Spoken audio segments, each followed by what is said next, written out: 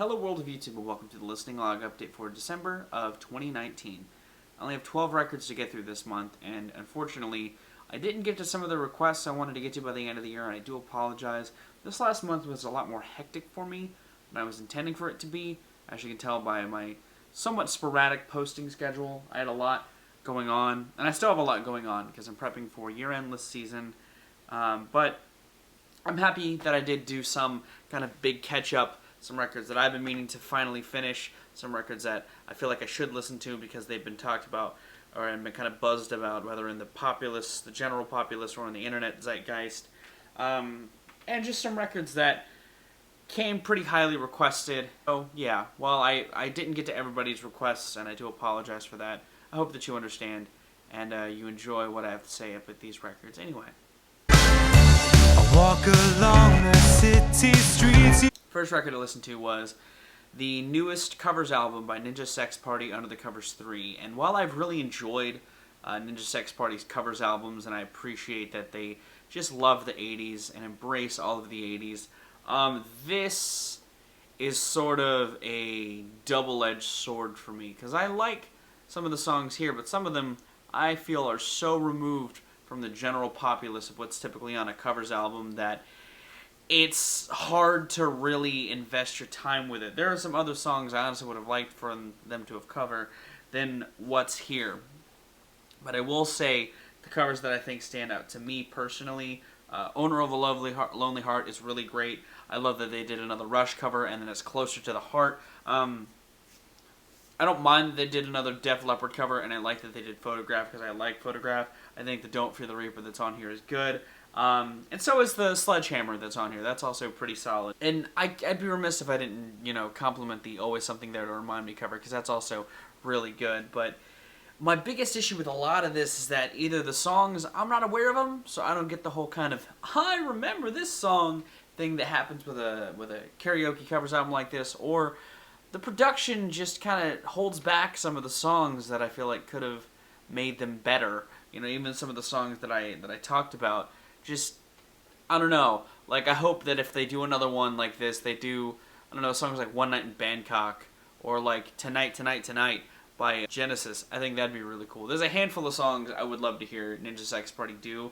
I don't think they're out of the popular 80s yet, but they definitely felt like they were covering songs that more meant something to them, and while I appreciate that, some of them I'm just so far removed from that I can't really enjoy in the context of what they're supposed to be on this album. That Safety Dance cover is also just not good. It's fine. I'm giving it a 6. It's nothing mind-blowing. It's another Ninja Sex Party covers album. You kind of know what to expect at this point. But some of what's here is still up to the snuff that they've delivered in the past. 'Cause I love you. Now, Lizzo's done a great job at capturing the public eye with her bold image and her bold voice and her fantastic overall message of loving yourself as she does herself. And while I think there's elements of that on 'Cause I Love You, and I like those sentiments that are shared on there, I don't like a lot of this record because of its production.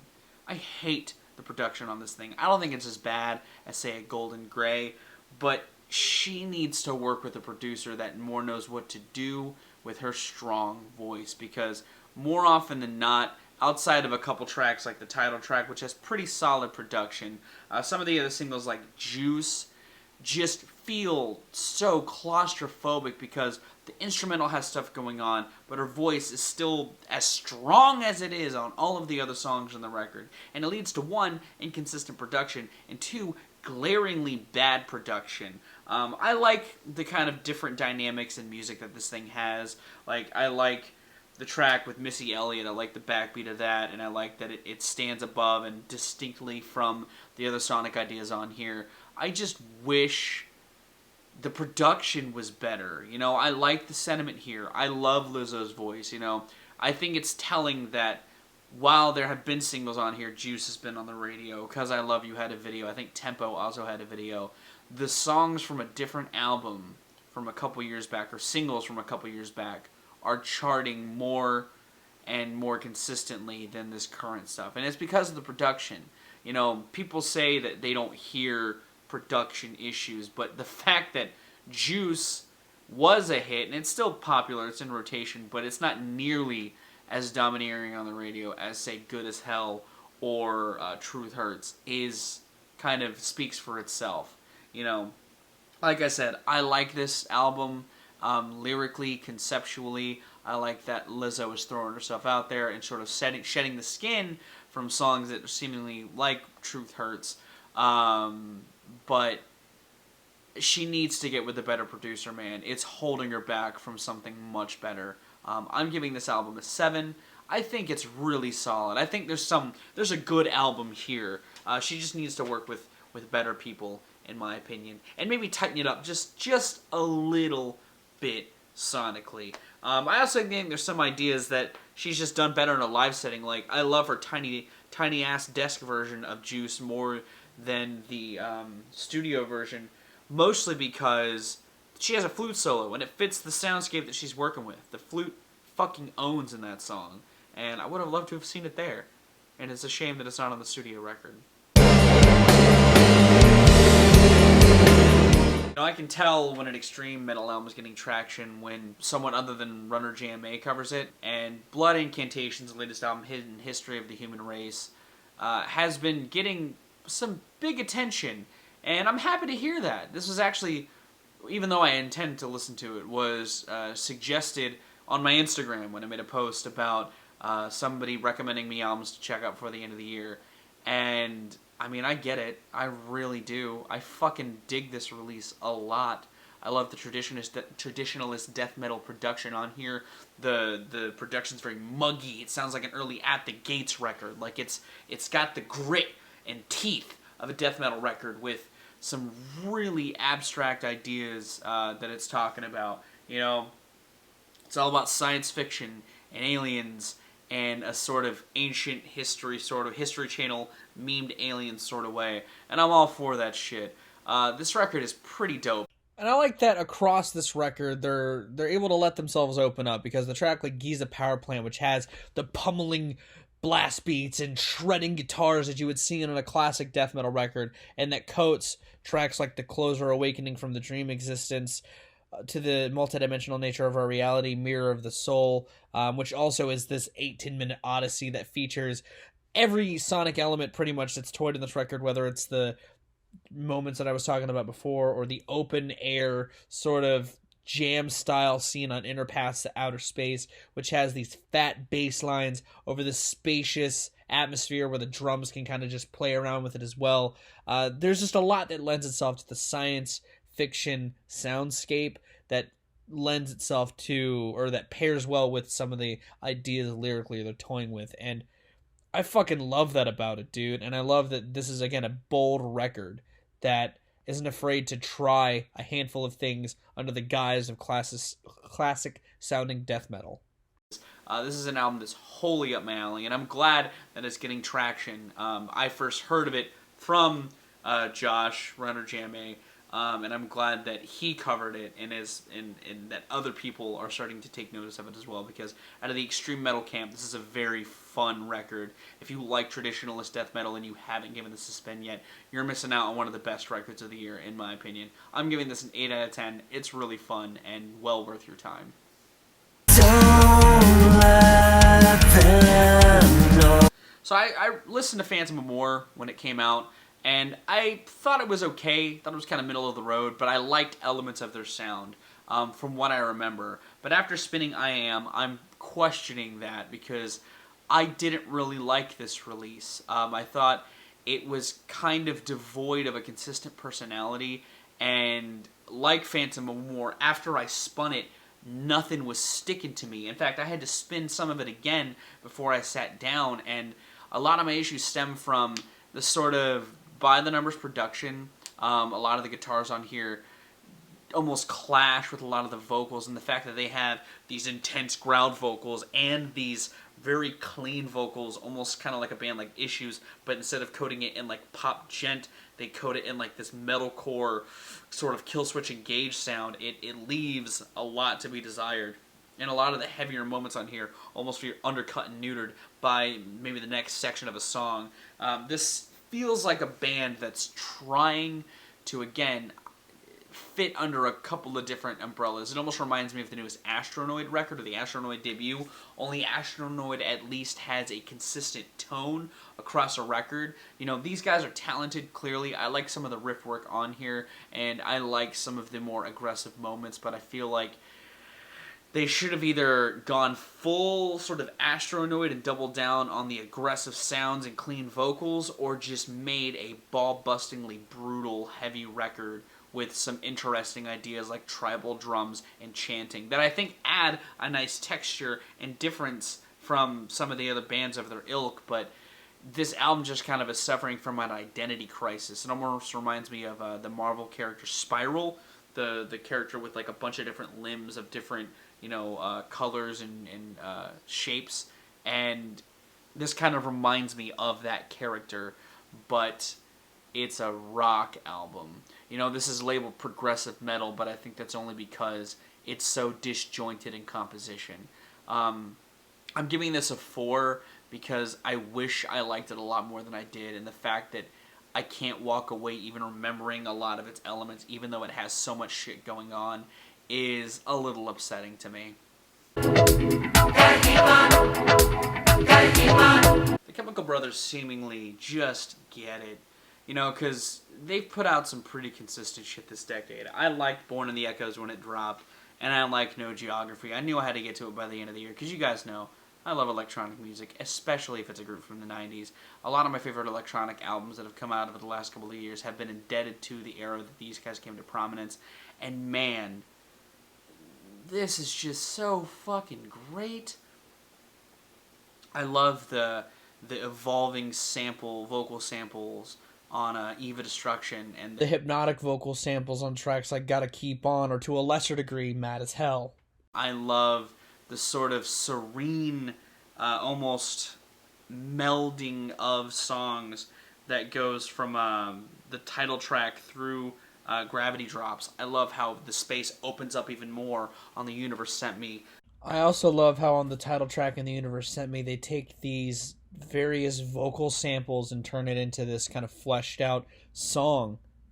It's fucking awesome. I like this for the same reason I like the Against All Logic album that came out a couple years back. My only real complaints are that I wish it were longer, and I like some of the hypnotic vocal sample uses, but I like more when they do weird stuff with it, like on Eva Destruction, or when they just make a full song out of it. I think it's very solid, and I like this thing a lot. This reminds me a lot of the Prodigy record that came out last year, No Tourists. You know, it seems very indebted to the sounds that they may have been toying with back in the day or were very big in their time. Again, very solid. If you like electronic music, if you like house music, if you like dance music in general, you'll probably pull away a lot from No Geography, and I think the album title is fitting because they do kind of jump around a lot to different avenues within a cohesive listen, and I like that about it.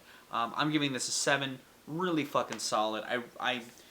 I'm floored at how well constructed this is, and I feel like if they would have maybe tightened it up a little more or varied things up in some of the more monotonous songs, it could have made for an even more engaging listen to me personally. You know, I'm not all that familiar with Lightning Bolt's catalog as a whole. The only album of theirs I've listened to extensively is Wonderful Rainbow, when I first started doing the listography thing that I started doing. But I really like Sonic Citadel, and it makes me want to get even more into the catalog because there is a lot of interesting shit on here from a noise rock or even just a catchy, abrasive rock perspective. You know, it's not all pummels to the face like snorting cocaine and pixie sticks, but there is a lot of that. Like on the opener, Blow to the Head, which has this catchy melody amidst the cacophonous disarray and madness. Or tracks like USA is a Psycho or Van Halen 2049, which is hilarious, that has just a pummeling of the listener with crazy drums and dense guitars and just madness. Or even if they just pull shit back, like on Halloween 3 and Don Henley in the Park, which have, again, kind of hook-centric things. All Insane's another track like that. But they give you moments of brevity from the madness, so you're not like just feeling outright compressed by a hydraulic press. You know, it's a great record, by the by. It's a consistent rock record, and it's noisy on pretty much all fronts outside of the moments of levity. I also like how they'll even just strip it back a little bit with tracks like Bouncy House, which are, again, really dense and aggressive, but in their own kind of stripped back, conceptually sort of way. This is a really fun record, and there's a lot of bright moments on here. There is a huge sense of unnerving amidst all of that bright shimmeriness, and I think this is a great record. It's going to end up somewhere on my year-end list for sure. I'm giving it an 8 out of 10, and damn if I don't need to get more into these guys. So the latest Deathspell Omega, The Furnaces of Palingenesia, was requested by my buddy Kyle, and I'm not unfamiliar with Deathspell Omega, but I wouldn't say I'm like super versed in a lot of their catalog. I know that out of the pantheon of bands that dip into black metal and atmospheric black metal, I'm sure Kyle has sent me these guys before because the name rings a lot of bells. But this newest record, honestly, is pretty fucking solid. Like, it's tonally pretty consistent. It's your typical sounding black metal record. Lots of brittle sounds, harsh guitars, really blurry sounding guitars and vocals that just cut through the mold and create this very anxiety-inducing experience. Whether it's the slow, plodding, crushing openers, or crushing songs like the opener, Neither Meaning Nor Justice, or 1523, or just the outright visceral assault where they pair these fast, shredding, riffs with lots of blast beats, like Sacrificial Theopathy or Ad Arma, Ad Arma.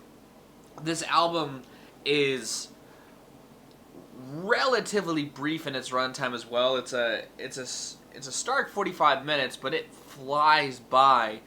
Each song having its own dynamic shift in sound, or shift in tone, really. Everything stays under this black metal brittle umbrella, but they'll shift pace on a dime. They'll throw in, this nice crushing sort of breakdown right when you would need it, and it's paced pretty magnificently.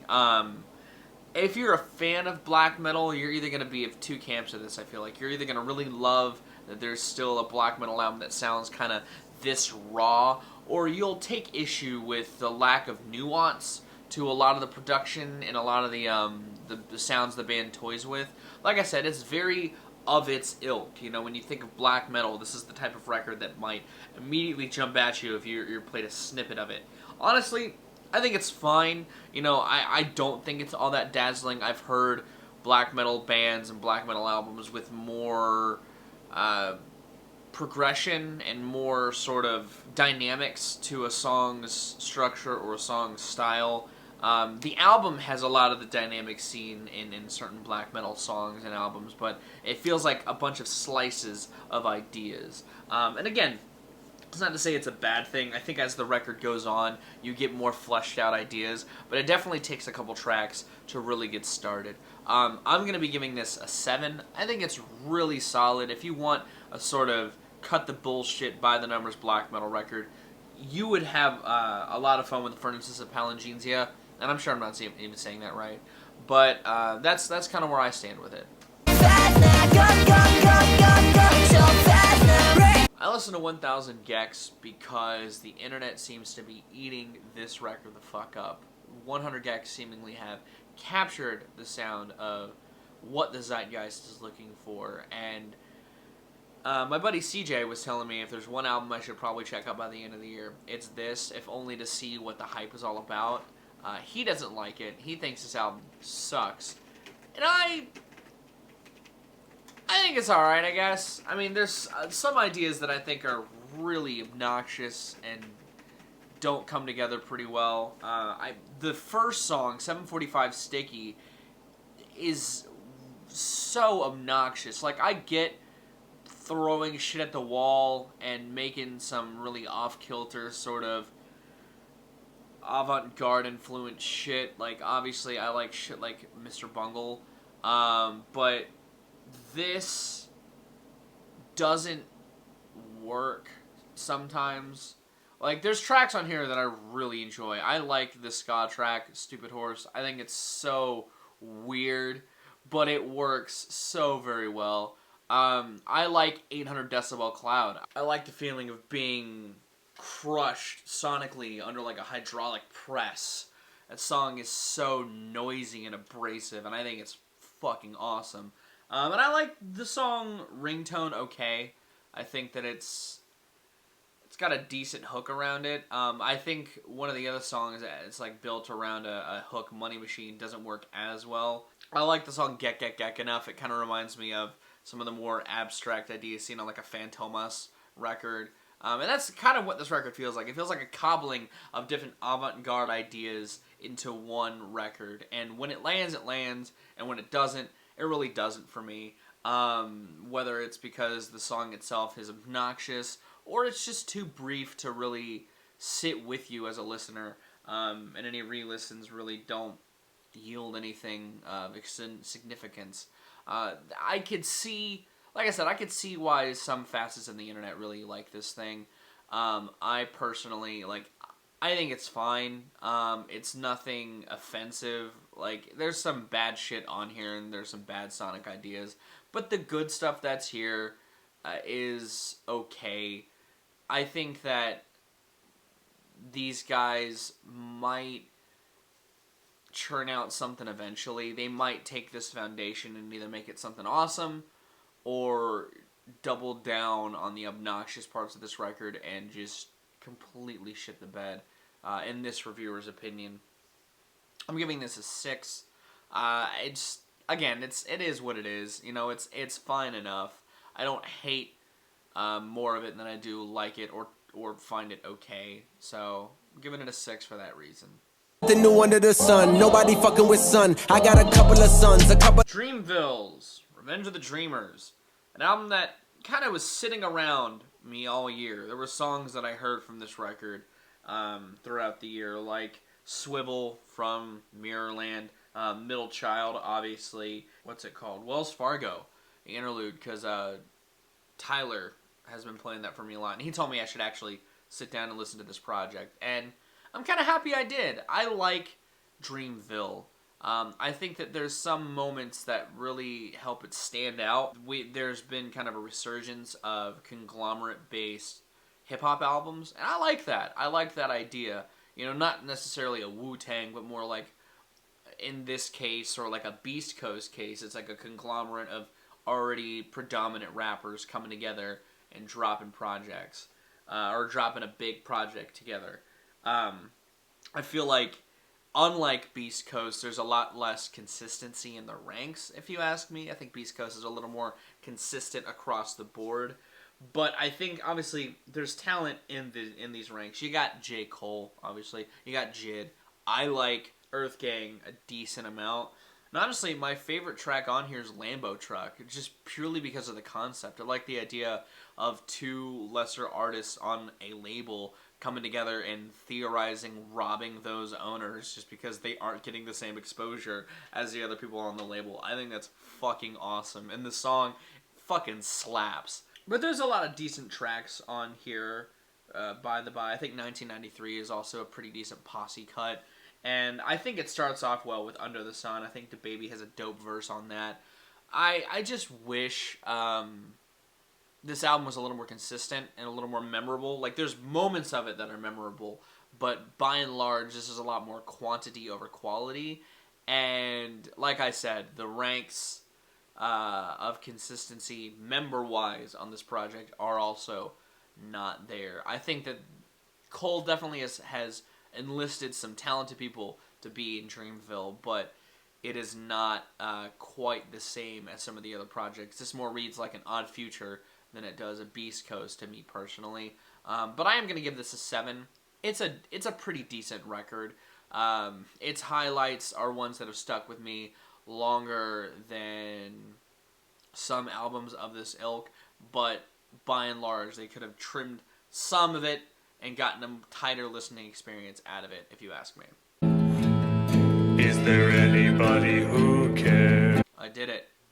I listened to Nostalgia Critic's The Wall, and I regret that intensely. I also watched the review. That was a grave mistake. You know, there's trying to understand something, and then there's missing the point with your subjective hot takes. For those who don't know what this is, Anthony did a hilarious review of it, and there's been countless people on the internet that have broken down what is wrong with the Nostalgia Critic's review of The Wall and what he fails to really understand about the original piece. Even though he's said that he likes The Wall. Though those things aside, this is like a 6th grader's my first album dissection written as a shittier version of that record. You know, I'll be honest, The Wall, out of Pink Floyd's popular records like Piper at the Gates of Dawn, Animals, Dark Side of the Moon, Wish You Were Here, The Wall is probably my least favorite of those records. With that being said, I don't think it's a bad album by any stretch of the imagination.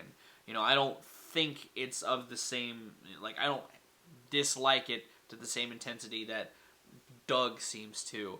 And one of the other things that just makes this album more of a drag to listen to and bogs the review down is that, and when he's not spending time completely missing the point on tracks like Comfortably Dumb or any sort of commentary he wants to make around The Wall or throwing interludes from the review into the album, that doesn't create context, Doug.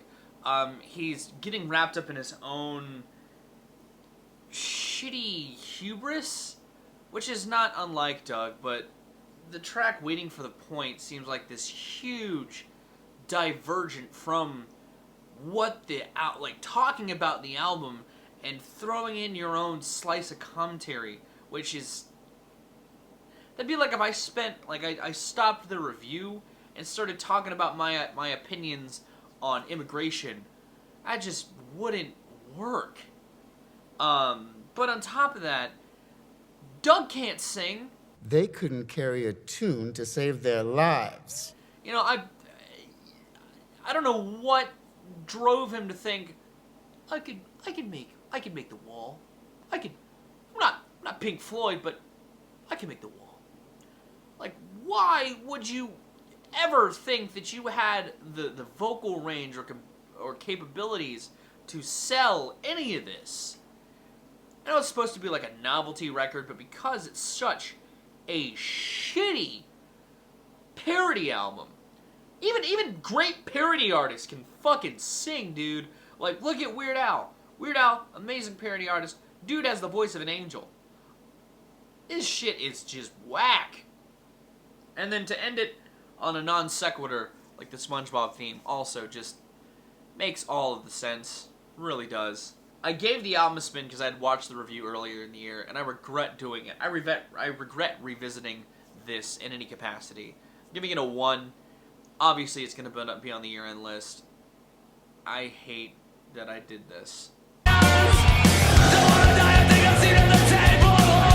Like I said in my Mania review, I felt bad for Joe and Andy because they were both getting kind of sidelined for the electronic leanings that Fall Out Boy were wanting to go towards, and I'm glad they got back together with the damn things. I thought Iconoclast was a solid rock record, and their newest record, High Crimes, is also a solid-ass rock record. For those who don't know what this band is, it's a supergroup, Joe and Andy from Fall Out Boy, it was Rob from Anthrax, and Scott, but Rob's not in the band anymore. So it's just Scott Ian from Anthrax, Dan Adriano from Alkaline Trio on the bass, and Keith Buckley from Every Time I Die on vocals, another band I really love. I'm a pretty moderate Every Time I Die fan. I think that Keith is one of those just electric vocalists in hard rock and metal, and on this record he shows his ferocity. He bears his teeth on this record like he does oh so well, and it's paired with a fantastic set of guitars from Scott and Joe. Joe feels like an animal released from his cage on this record, and I'm so happy to hear that. I'm amazed even more after hearing this. I'm reminded of Joe's ability as a guitarist, both with crafting a really great groove and riff for Keith to sing on and for Andy to just completely thunderously play over. You know, one of the things I like about early Fall Out Boy is their drums, because Andy's drums feel a little more heavier than most bands of their ilk, if that makes any sense. And I think that on here he gets to, again, release himself like a beast from a cage, and I love it so much. This record, again, very similar to Iconoclast. It's amazing that they took a break for 9 years, because this still sounds fresh. Like, I don't know what it is about the production, just sounds really tight. The hooks that they throw on some of these tracks, like Young Hearts and Carry a Brick, just work when paired with all of these tight grooves and sharp, tight playing from the guys. This is a great rock record. If you want to cut the bullshit rock album that came out this year that's really solid, you'll like Damn Thing's High Crimes. It's a great comeback. It's something that I hope they continue to do, because if Fall Out Boy is going to sideline these two members, I want them to have a home. I want them to have a place that they can call their own. And I think that the Damn Things should be that avenue, because these guys fit so well together, and it's a lot of fun. Like, I don't know if it's just nostalgia for their first record, but this one is honestly pretty solid to me. I'm giving it a 7.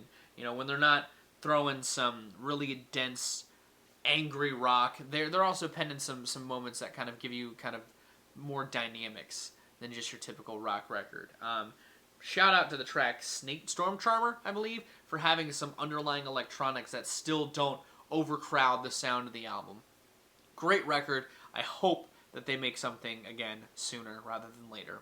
Yeah, it's overly dramatic, but it only takes one bad trip to leave your... And the last record I listened to was the newest Atmosphere album, Wherever, because you know me. I like me some hip-hop. I like me some Atmosphere. And even if he hasn't made anything that I would say is like A tier, Slug and Ant have been very consistent this entire decade. They've been making a lot of solid-ass hip-hop. And I'm going to be honest, Whenever is another piece of that solid hip-hop. I don't know, just because I love Atmosphere. I love Slug's voice. I think he pens some really tightly woven verses. But I just love it, and I love the instrumentals Ant pulls together. And I feel like on here, they do a nice job at making it kind of conceptual sonically. It's very lax. It's very smooth. A lot of smooth, laid-back instrumentals, and not like in a lo-fi hip-hop sort of way, and kind of like a music for airports sort of way. I think it's fitting that there is an airplane on the album cover, because it fits the mood of this record very well. Even if they're, getting a bunch of people together like on the title track or on Dearly Beloved, they still find a way to make these rappers just fit really well, like glue, over these really smooth instrumentals. And I'll be honest, this album's a little corny. Like, I liked Mi Vida Local a lot. I think I gave it a 7 when it came out. I think it's a really solid, one of the best Atmosphere projects in a while, if you ask me. But this, not as good, but it's pretty close, and it's partially because I like the cheese. Like, I like that they're referencing shit like mixtapes, like on Push Play.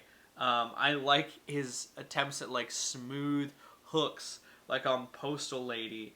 I love Dearly Beloved. I love that they're just referencing all this old guy shit. It reminds me a lot of, like, Will Smith in, like, the best way possible. Like, if Will Smith were a little bit edgier as a rapper, if he wasn't afraid to swear, this is what his music would sound like, guys. And I'm perfectly okay with that, because I watched a video of him and Jazzy Jeff just jamming in Philadelphia, and I was all about that shit, because Will can still get in the cut, man. And Slug, for as long as he's been doing this, he still gets it, man. He's still, even if he's being really laid back, he's an engaging rapper to listen to because of his great rhyme schemes, because of his wordplay, because of how much fun he's having on the mic, regardless of what he's rapping about. And that's what's sold Atmosphere to me this decade. Just their consistency in having a good time regardless of what they're rapping about. You know, where I praise Me Vita Local for being like a more mature record lyrically, and he's really trying to write about his transition in life. This is him fully embedded in the transition, and he's just embracing being a loving dad, and I'm all for that. You know, there was hints of that on like the family side as well, but this I feel like is just a better record to me personally. I'm giving this a 6. It's a lot of fun, and I feel like if you like Atmosphere, you're probably going to like this release because it's pretty good. And that's what I checked out. That's what I ended the year with. What did you think of these records? Have you listened to any of them? Again, I apologize to those whose requests I missed.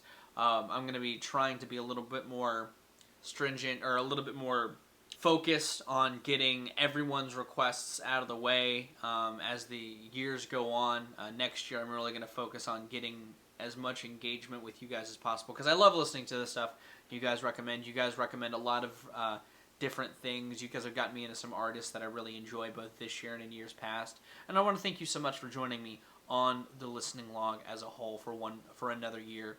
Next year, it's going to be the same story as always. I'm going to be doing the listening log updates. Thank you so much for watching. If you enjoyed this video, be sure to give it a like. If you want to see more of my music, gaming, and general nerdery content, be sure to subscribe. Special thanks to my patrons. If you would like to join their ranks, linked in the description is my Patreon. I'm going to get out of here. Thank you so much for watching. I've been Foul Rack. You guys have good days, last situations, and I'll see you another day.